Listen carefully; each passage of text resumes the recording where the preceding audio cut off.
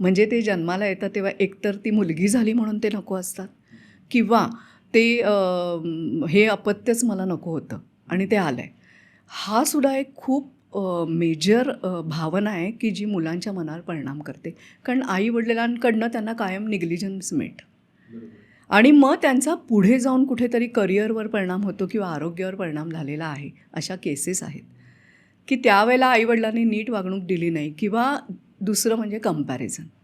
तो बघ कसा करतोय आणि तू म्हणजे घरातल्याच भावंडांशी कंपॅरिझन असेल किंवा बाहेर की बाबा तो बघ कसा करतोय आणि तुला का नाही जमत. हां, म्हणजे त्याचं कसं आहे आणि तुला नाही जमत आहे.